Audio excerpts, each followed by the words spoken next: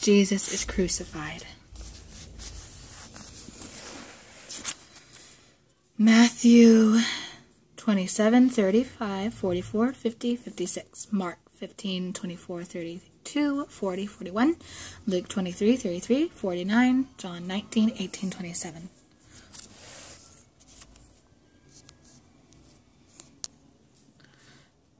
Please give him some of this, the woman begged. The soldiers looked down at the jar of wine the woman held in her hands. It was a special mixture of wine with some drug in it. These wealthy women of Jerusalem came to every crucifixion with drugged wine. When the prisoner drank it, he did not feel the pain so much. It was like someone today getting a shot to keep from hurting when the doctor cuts out his tonsils. "Oh, all right," the soldier said.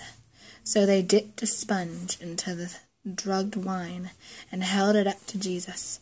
But when Jesus knew what it was, he would not drink it. He did not want to face death with a drugged mind. "Take off his clothes and nail him to the cross," the centurion shouted. He was the officer in charge of the soldiers. The soldiers hurried to obey. They took off Jesus' clothes. Then they nailed him to the cross, which was lying on the ground. "This man is certainly different," one of the soldiers whispered. "Yes," said the other. "All the others screamed and cursed us when we nailed them to a cross. This man didn't even take the drugged wine." "Listen," said the first soldier. "He's talking. What is he saying?" The soldiers listened. Then they heard Jesus. "Father, forgive them," Jesus prayed. "They do not know what they are doing." The soldiers looked at each other. Never before had anyone prayed for them as they killed him. They felt ashamed. "We'd better get that sign on the cross," one of the soldiers said. The centurion gave orders to do it.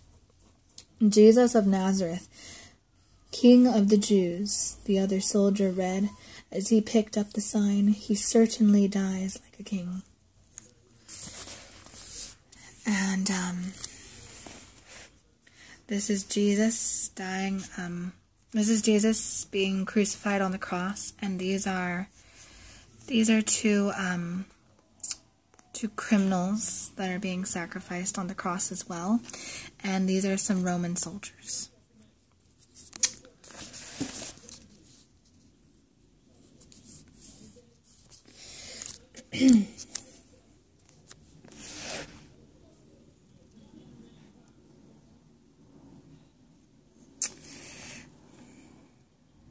Before long, the nailing was finished. The soldiers lifted the heavy cross and dropped the bottom end into a hole which had been dug for it. Then they sat beneath the cross to gamble for Jesus' clothing.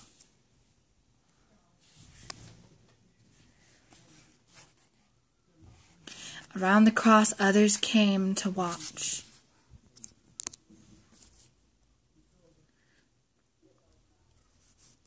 Jesus die. The religious leaders were there. So were the disciples.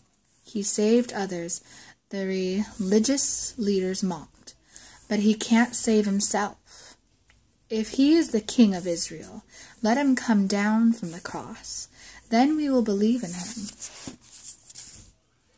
Jesus said nothing to these men. He knew they would not believe in him even if he came down from the cross. Hadn't he done greater greater miracles before their eyes. He had even brought dead people back to life. The soldiers decided to ask the same thing. "If you are the king of the Jews," they said, "why don't you save yourself?"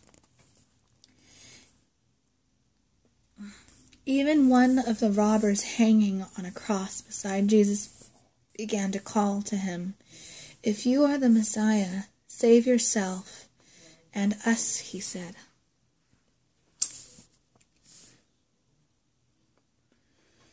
But the other robber did not like to hear such things. He had watched Jesus and wondered, this man was not like any other man had he ever seen. Surely he was God's son. Jesus had begged, "Remember me when you come into your kingdom."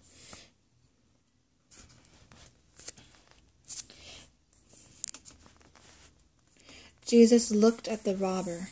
Here was a criminal who believed in him, while the religious leaders mocked him. "I say to you," Jesus told the robber, "today you will be with me in paradise."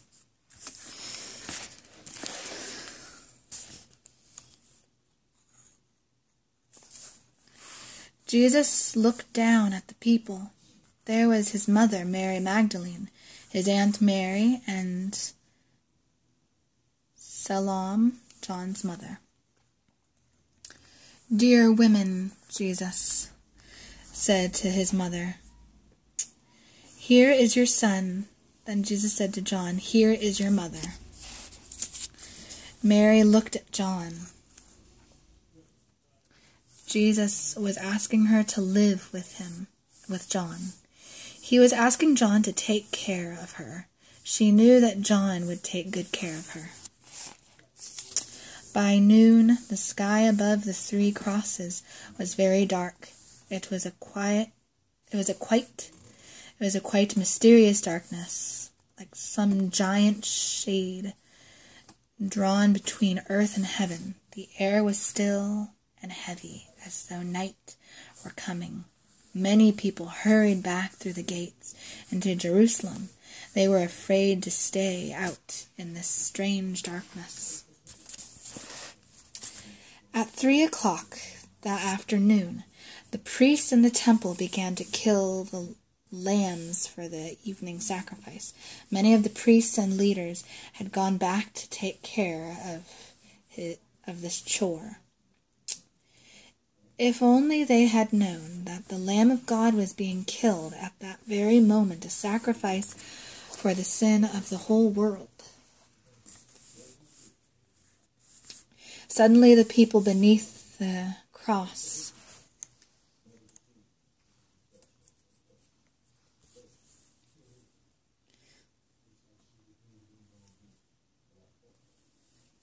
stood up, and looking at Jesus, he was saying something. Eli,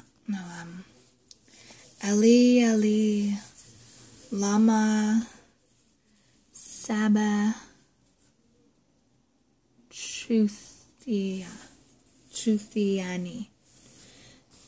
Jesus cried out, my God, why have you left me alone?" Even his heavenly Father had to turn his back on Jesus as he died for the sins of the world. Jesus cried out again, "It is finished," he said. "Father, into your hands I give my spirit."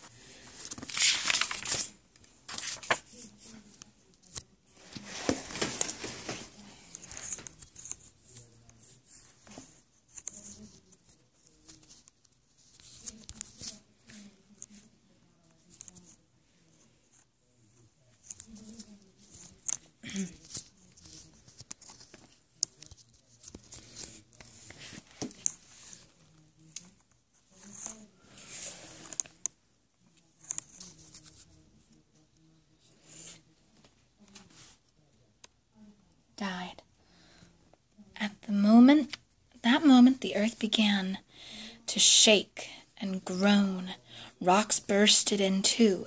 Dead people rose from the nearby cemetery and walked into Jerusalem to talk with people who had known them. When these frightening things happened, the soldiers fell to the ground.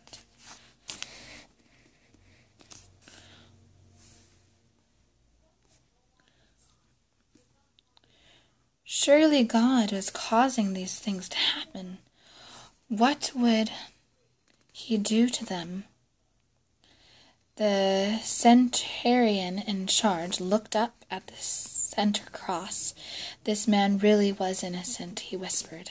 The priests and their helpers were killing the lambs for the sacrifice. When they heard all these terrifying sounds, they stopped for a moment, wondering what was happening. But even they wondered. The earth trembled again, and a loud tearing sound came from within the temple. The priests hurried to see what had happened.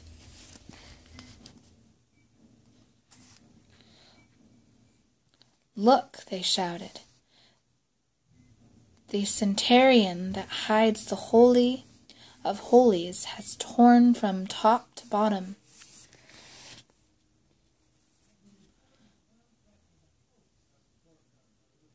This hidden secret place was no longer needed.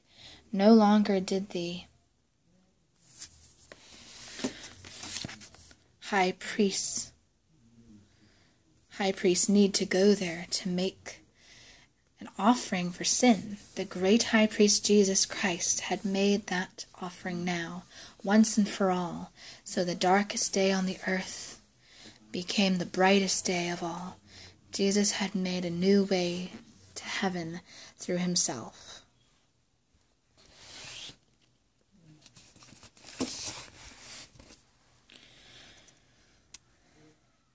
When Jesus died, a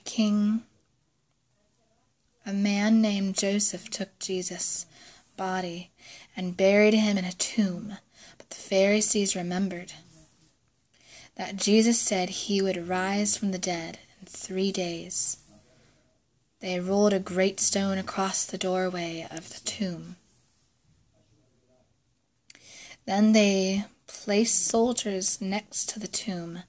The Pharisees didn't think Jesus would really rise from the dead, but they were afraid someone might try to take Jesus' body away and pretend Jesus was alive.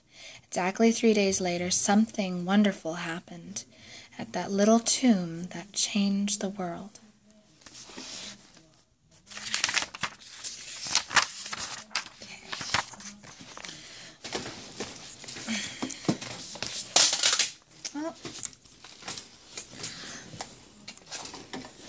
Sorry for that little sound there. That must have been kind of loud.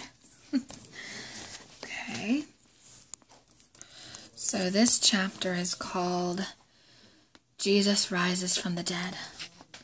Matthew 28:1-5-8, Mark 16:1-11, Luke 24:1-12, John 22:18.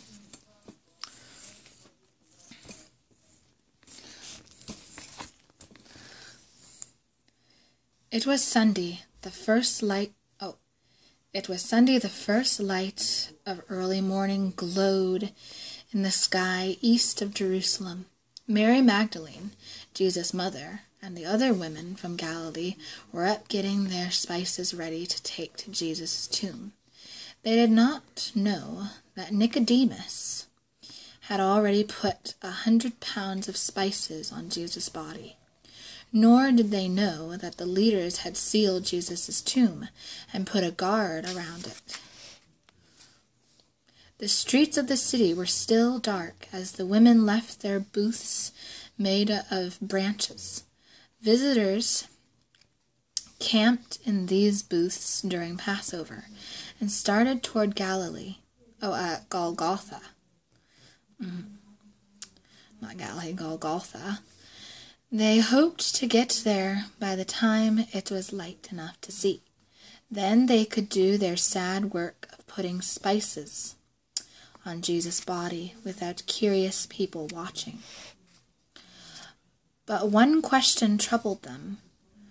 Who will roll the stone away from the tomb? One of them asked. No one could answer, for the stone was very heavy. It was getting light now as the women made their way along the path to the garden tomb.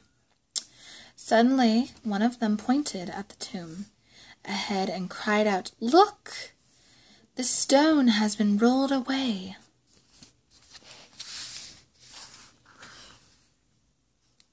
What has happened?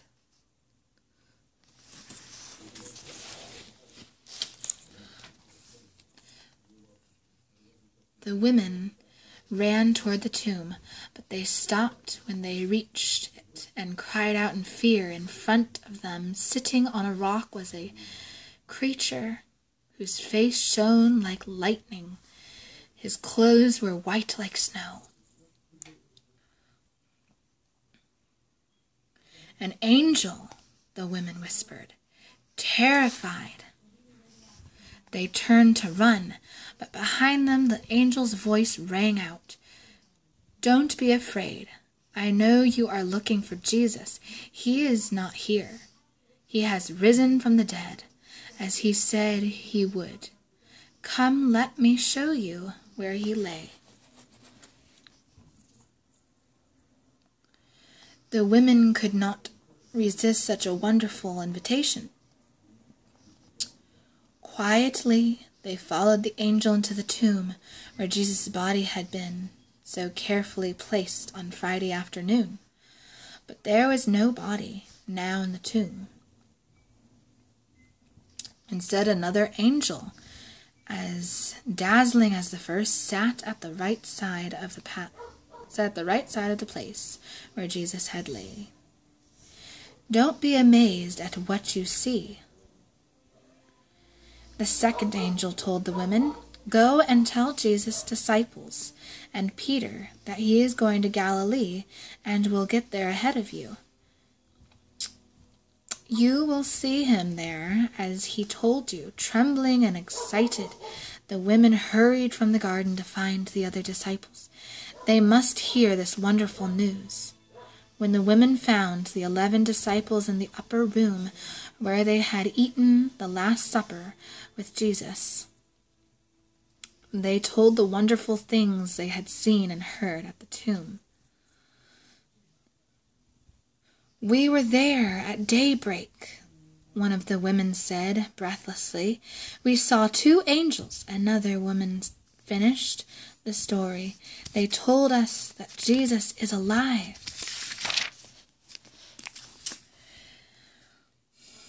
Said he has risen from the dead.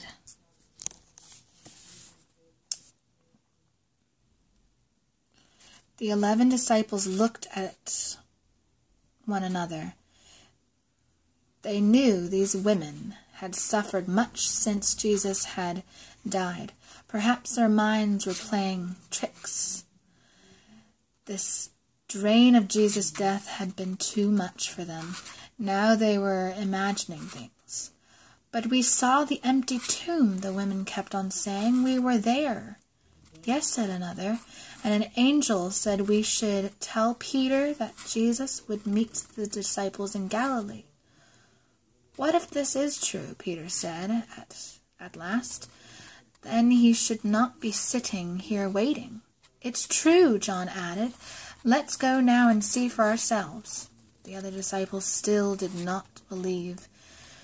They would not even go to the tomb to see.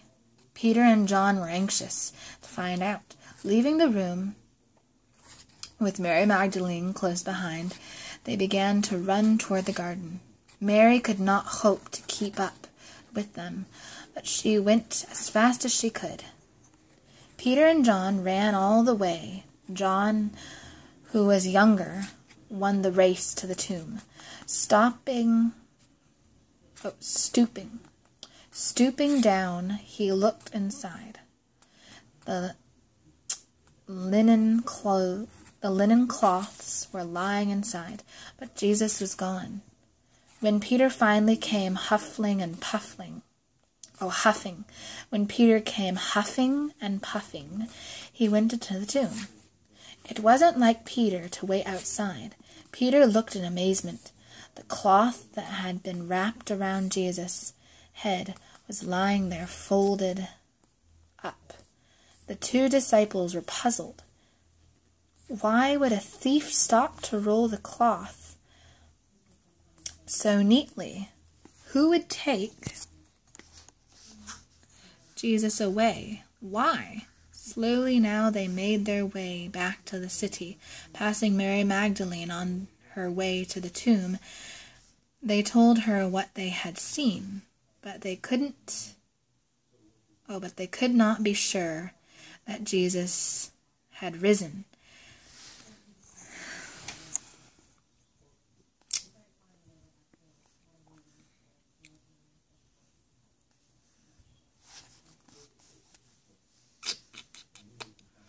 Let me see.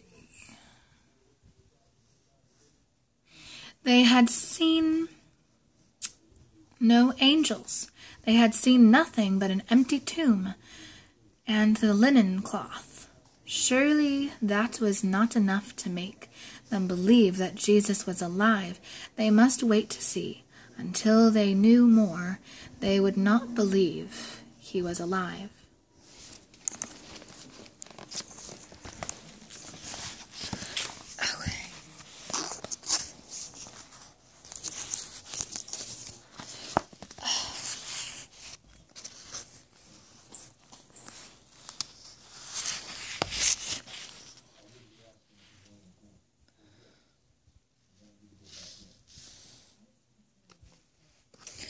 Mary slowly made her way to the tomb.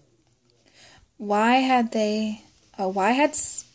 she allowed her tomb? Mary slowly made her way to the tomb. Why had she allowed her hopes to rise so high?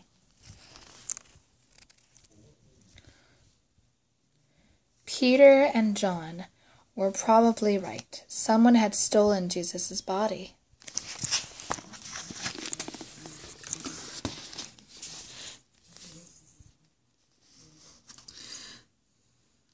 Leaning against the outside of the tomb, Mary began to cry. Not only was her master dead, but his body had been stolen. Suddenly Mary heard voices coming from the empty tomb. Who could it be? Stooping down, she looked inside. There were two angels sitting at the place where Jesus had been. "Why are you crying?" the angels asked. "Because someone has